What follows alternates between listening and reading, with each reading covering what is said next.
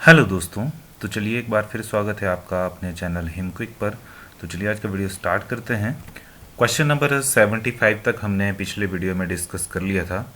तो 76 देख लेते हैं। इसमें हमसे पूछा गया है वसा में विलयशील विटामिन है, a fat soluble vitamin is.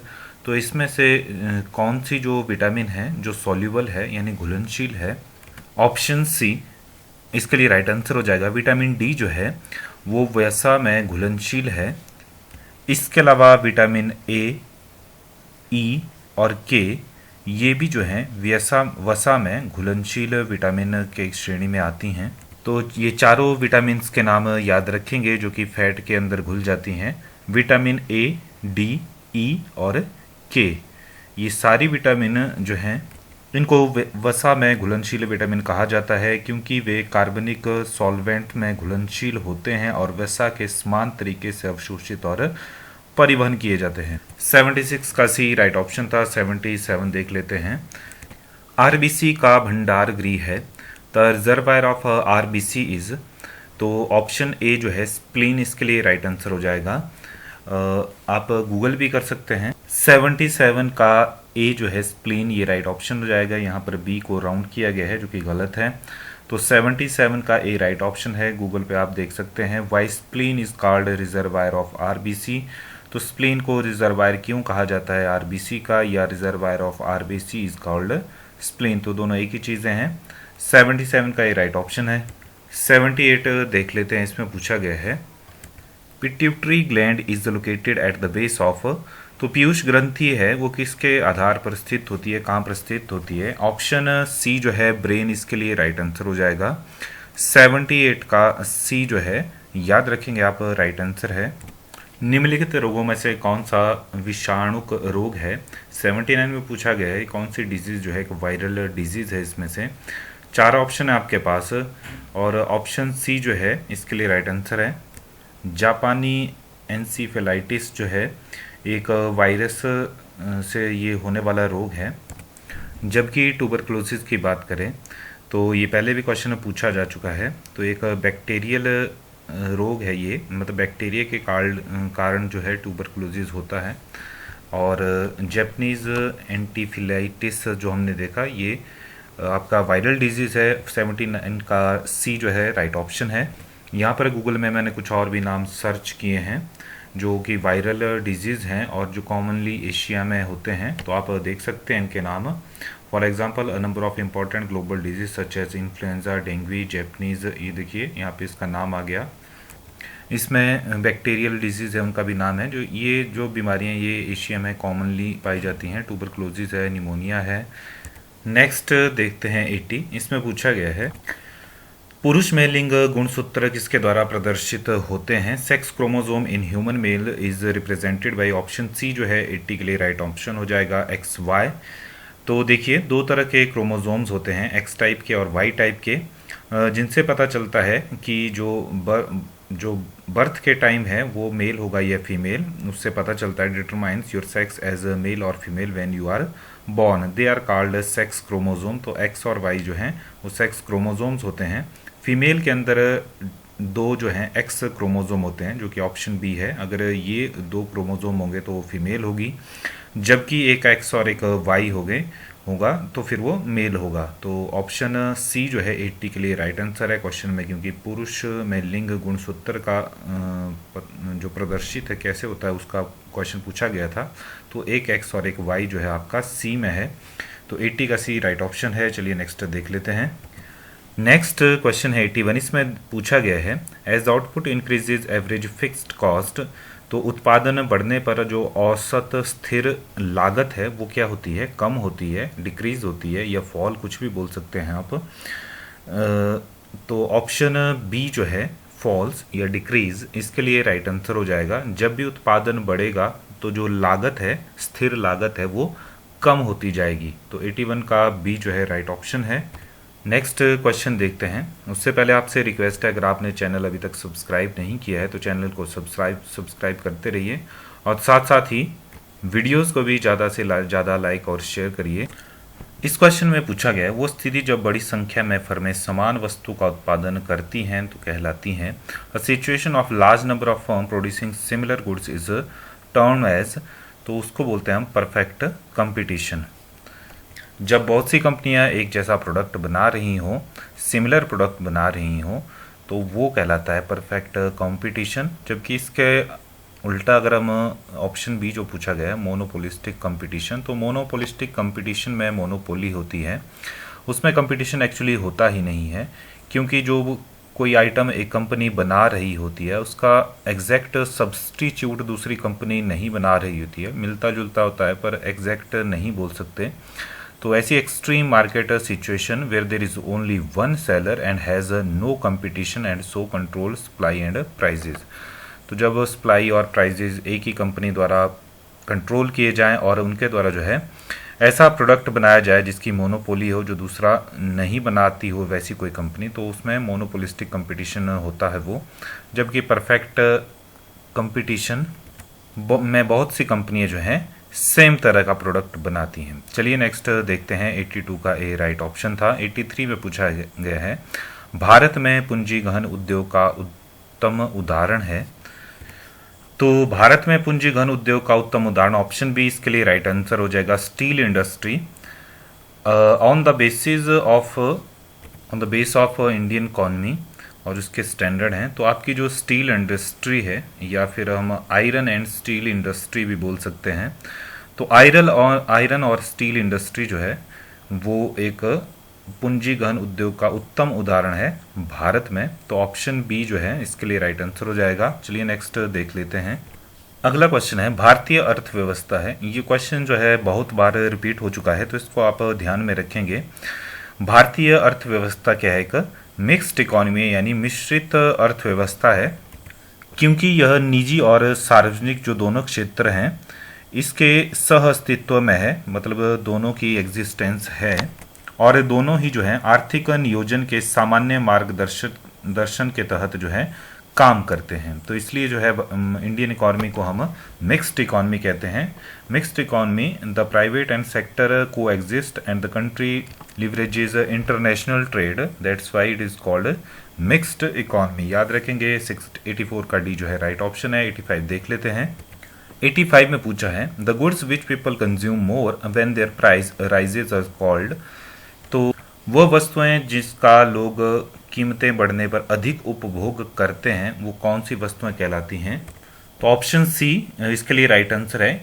इनको हम बोलते हैं गिफन गुड्स, यानी गिफन वस्तुएं ऐसी वस्तुएं होती हैं जब इनकी कीमतें बढ़ती हैं तो इनकी मांग भी बढ़ जाती है।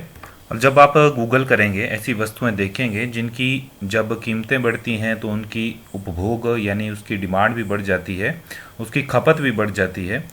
तो गूगल पर करने पर आपको इंडिया में ऐसी चीज़ों के नाम मिलेंगे, चावल, गेहूं, ब्रेड, ये जो हैं गिफन गुड्स हैं। जब इनकी डिमांड बढ़ती है, जब इनकी कीमतें बढ़ती हैं तो इनकी डिमांड भी बढ़ जाती है, इनकी खपत भी बढ़ जाती है। इसके अलावा जो नमक है या फिर आलू हैं आपके, गेहूं, चावल, ब्रेड तो है ही, नमक, आलू, ये सारी जो है आपकी गिफन गुड्स में आती हैं भारतीय परिवेश में देखा जाए तो। चलिए 85 का सी राइट ऑप्शन था। 86 देख लेते हैं। नेक्स्ट है मुद्रास्फीति और कीमत वृद्धि की अवधि में मुद्रा की आपूर्ति जो है वो बढ़ जाती है। 86 का ए राइट ऑप्शन है। In period of inflation and price rise the supply of money increase in the economy. 86 का ए राइट ऑप्शन है, याद रखेंगे। 87 की बात कर लेते हैं। The first income committee was established in which year?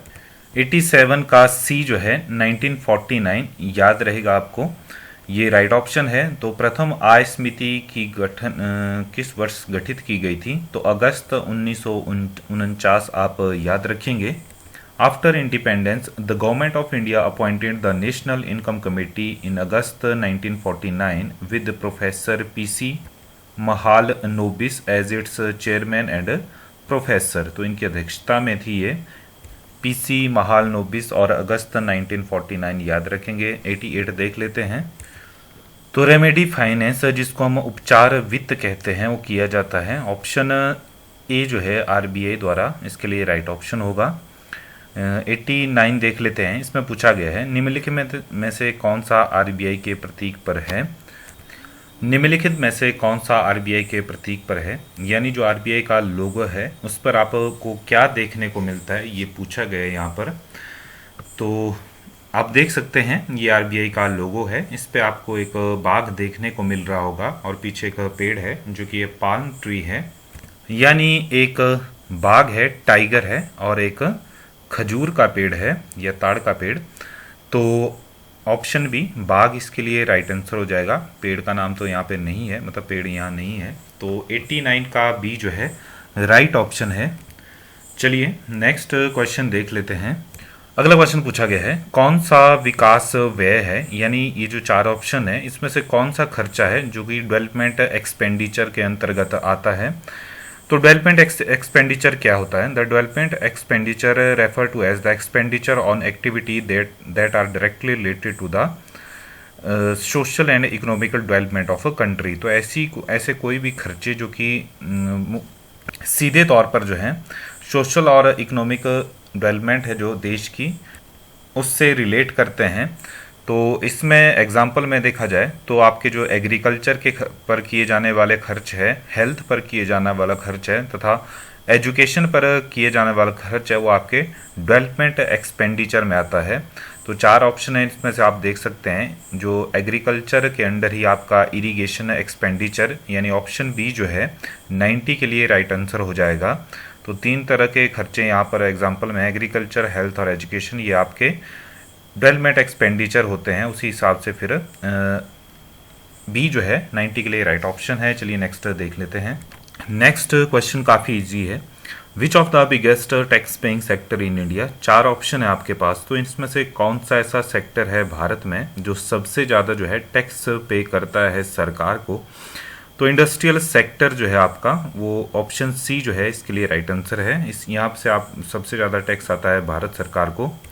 92 में आपसे पूछा गया है the practice of selling goods in a foreign country at a price below there domestic selling price is called, यानी दूसरे देश में, विदेश में किसी वस्तु को भारतीय मूल्य से, मतलब अपने देश के मूल्य से डोमेस्टिक सेलिंग प्राइस जो है उससे कम में बेचना क्या कहलाता है। तो डंपिंग ऑप्शन बी इसके लिए राइट आंसर है। विदेशी देशों में वस्तुओं को उनके घरेलू विक्रय मूल्य से कम कीमत पर बेचने के व्यवहार को डंपिंग कहते हैं। 92 का बी राइट ऑप्शन है। 93 देख लेते हैं। 93 में पूछा गया है उत्पाद शुल्क लगाया जाता है, excise duty is levied on, तो किस पे लगा जाता है? वस्तुओं के विक्रय पे, यानी सेल ऑफ गुड्स। तो ऑप्शन सी जो है राइट आंसर है। Excise duty is a form of indirect tax. ये एक्साइज ड्यूटी है वो एक इनडायरेक्ट टैक्स का प्रकार है, यानी आप इसको अप्रत्यक्ष कर भी बोल सकते हैं, जो कि सेंट्रल गवर्नमेंट द्वारा, यानी केंद्र सरकार द्वारा लगाया जाता है। किस पर? प्रोडक्शन पर, सेल पर और लाइसेंस ऑफ सर्टेन गुड्स, कुछ तरह की जो गुड्स हैं उनके लाइसेंस पर। Excise duty charges are also collected by state government for alcohol and narcotics. और ये भी ध्यान देने की बात है कि जो एक्साइज ड्यूटी है वो जीएसटी आने के बाद हट गई है, लेकिन कुछ चीज़ें अभी भी हैं, जैसे पेट्रोल है या इसके अलावा शराब है, लिक्कर है, उस पर भी अभी तक एक्साइज ड्यूटी लगती है। बाकी जो है जहाँ पर जीएसटी लगता है वहाँ पर एक्साइज ड्यूटी वैसे ही खत्म हो चुकी है। चलिए नेक्स्ट देखते हैं। यहाँ पर पूछा गया है किस पंचवर्षीय योजना के पश्चात जो है योजना अवकाश घोषित किया गया था। तो प्लान हॉलीडे जो था 1966 से 1969 के बीच लगाया गया था। मतलब जो 5 ईयर प्लान चले थे आपके, जो कि 1951 से भारत सरकार ने पंचवर्षीय योजनाएं चलाई थी, उनके बीच में प्लान हॉलीडे कब डिक्लेयर किया गया था। तो जो तीसरी पंचवर्षीय योजना चली थी उसके बाद जो था प्लान हॉलीडे डिक्लेयर किया गया था।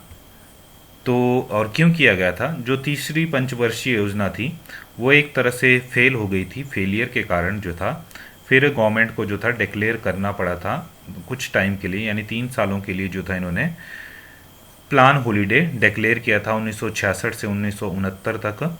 तो याद रखेंगे तीसरी पंचवर्षीय योजना के बाद जो था ये डिक्लेयर किया गया था। 94 का सी जो है राइट ऑप्शन है। 95 देख लेते हैं। अगला क्वेश्चन है निफ्टी किससे संबंधित है? तो Nifty is associated with option C जो है नेशनल स्टॉक एक्सचेंज इंडेक्स, इससे रिलेटेड है। तो याद रखेंगे आप, एनएससी से रिलेटेड है आपकी निफ्टी। और निफ्टी की फुल फॉर्म अगर आपसे पूछी जाए तो नेशनल स्टॉक एक्सचेंज 50 इसकी जो है फुल फॉर्म होती है, यानी एनएससी से नेशनल स्टॉक एक्सचेंज और निफ्टी जो है तो 50 से लिया गया है ये वर्ड। तो नेशनल स्टॉक एक्सचेंज 50 जो है फुल फॉर्म है निफ्टी के लिए। 95 का सी राइट ऑप्शन था। 96 देख लेते हैं। Insurance sector in India is regulated by, तो आप सभी जानते होंगे इंश्योरेंस सेक्टर है भारत में जो है तो IRDA जो है इसको रेगुलेट करता है। और RIDA की फुल फॉर्म है insurance regulatory and development authority of India. तो माफ कीजिए IRDA, आई इसकी फुल फॉर्म होगी। तो क्योंकि आई से इंश्योरेंस, आर से रेगुलेटरी, डी से डेवलपमेंट, ए से अथॉरिटी तो ऑफ इंडिया, तो IRDA या IRDAI जो है ये रेगुलेट करता है इंश्योरेंस सेक्टर को। और जो 1999 में एक्ट आया था IRDAI एक्ट, उसके अंतर्गत जो है जो कानून बना था संसद में, उसके अंतर्गत ये IRDA फॉर्म किया गया है, जो कि इंश्योरेंस सेक्टर पे नज़र रखता है, रेगुलेट करता है इंश्योरेंस सेक्टर को। चलिए नेक्स्ट देखते हैं। 96 का ये राइट ऑप्शन था। तो यहाँ एक टर्म है स्पेशल ड्राइंग राइट्स, ये किसके द्वारा क्रिएट किए गए हैं? तो IMF द्वारा किए गए हैं। IMF की फुल फॉर्म है आपकी इंटरनेशनल मॉनेटरी फंड। तो और special drawing rights was created by IMF। और the SDRA is a international reserve assets created by IMF in 1969 to supplement its member country official reserves. Option C 97 के लिए right option है। 98 देख लेते हैं, जो कि इस वीडियो का लास्ट क्वेश्चन भी है। इसमें पूछा गया है the Indian institute of foreign trade is located at, तो कहाँ पर है भारतीय विदेशी व्यापार संस्थान? तो ये नई दिल्ली में है, याद रखेंगे आप। IIFT भवन B21 Qutub institutional area new Delhi में आपका स्थित है। इसके अलावा कोलकाता में भी है और आंध्र प्रदेश के काकीनाडा में भी स्थित है। तो काकीनाडा कैंपस है, कोलकाता कैंपस है और दिल्ली कैंपस, ये 3 कैंपस हैं। लेकिन ऑप्शन में नई दिल्ली ही दिया गया है। कोलकाता और आंध्र प्रदेश में काकीनाडा कैंपस का नाम नहीं है, आप गूगल कर सकते हैं। Indian institute of foreign and trade जो है ये आपका 1963 में एस्टेब्लिश किया गया था। और ये किस मिनिस्ट्री के अंदर आता है? Ministry of commerce and trade के अंदर, कॉमर्स एंड इंडस्ट्री के अंदर आता है ये।